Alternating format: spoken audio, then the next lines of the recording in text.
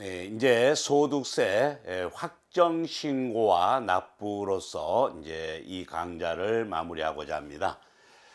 자, 확정 신고와 납부는 소득세는 다음 연도 5월 1일부터 5월 31일까지 1개월간 그 기간을 두고 있습니다.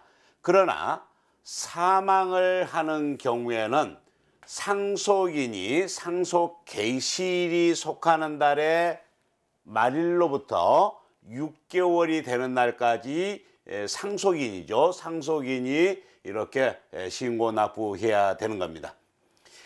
출국을 하는 경우에는요, 출국하는 날의 전날까지 신고를 해야 되겠죠.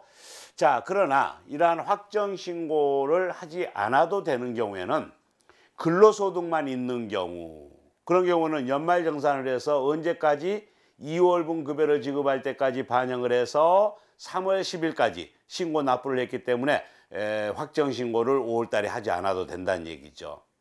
그리고 퇴직소득만 있는 경우, 그런 경우에도 확정 신고는 따로 하지 않아도 됩니다. 자, 이것 외에도 이제 납부할 세액이 1,000만 원이 초과가 된다 이러면은 분납을 할 수 있도록 됐어요. 2개월 이내에 나누어서 납부를 할 수 있도록 하고 있습니다. 1,000만 원이라 이러니까는 납부세액이 이렇게 1,000만 원이다 이러면은 납부 기한까지 납부를 해야 되겠죠. 자, 그다음 1,500만 원이다 이러면 어떨까요? 1,000만 원은 납부 기한까지 납부를 해야 되고 500만 원에 대해서는 2월 이내에 2달 이내에 나누어서 납부를 할 수가 있습니다. 자, 그러면은 2천만 원이다 이러면은 2천만 원이다 이러면은 1,000만 원, 1,000만 원 이렇게 나누면 되겠죠? 3천만 원이다라고 했을 때는 1,500만 원, 1,500만 원 이렇게 나눠야 돼요. 그러니까 2천만 원까지는 2천만 원 그 전까지는 어때요? 1,000만 원을 먼저 내고 그 나머지 금액을 2달 이내에 나누어서 내면 되는데요. 2천만 원 이상이 되면은 50%입니다. 50% 이상을 먼저 내고, 그죠? 먼저 내고 나머지 50%에 상당하는 부분은 2월 이내에 분납해서 낼 수 있다, 분납할 수 있다라고 하는 이런 제도입니다. 납부하는데 그 부담을 좀 덜어주겠다는 얘기죠. 그리고 소액 부징수 제도입니다. 징수하지 않겠다는 얘기죠. 자, 원천 징수할 납부세액이 1,000원 미만인 경우에는 징수하지 않겠다는 얘기죠. 자, 그러나 이자 소득은 그렇지 않습니다. 그리고 이제 소득세 중간예납 우리가 봤었죠. 중간예납세액이 30만 원 미만인 경우에는 고지서를 이렇게 발부하지 않습니다.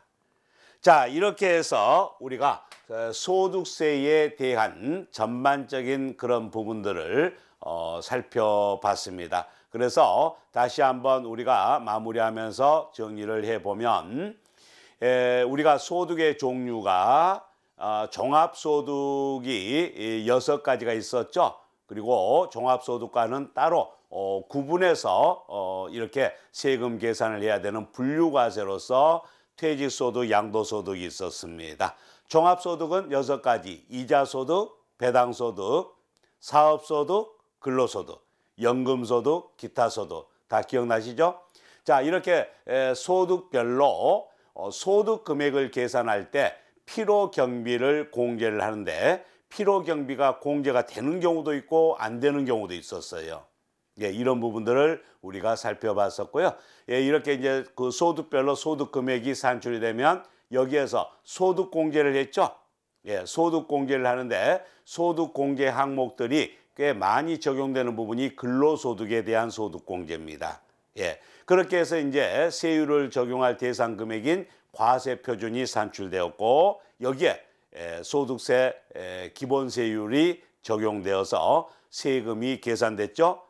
첫 번째 단계의 세금이 바로 산출세액이었습니다. 이 산출세액에서 세액공제를 해줬죠. 예, 세액공제 여러 가지가 있었는데요. 주요 세액공제 내용을 이렇게 정리를 해보고 이제 마지막 이제 세금이 결정이 되면 이걸 우리가 신고 납부를 해야 되는데 그 납세 절차를 이렇게 여러 가지 그 납세 절차가 있어서 그 내용을 살펴보고 마지막으로 이렇게 확정 신고와 납부 여기에 대한 내용으로 마무리를 하게 되었습니다. 예, 이렇게 해서 우리가 소득세법에 대한 전반적인 내용, 그 깊이는 조금 덜 하지만은 전체적으로 큰 윤곽을 살펴볼 수 있는 그러한 시간이었습니다. 예, 그동안 수고하셨습니다.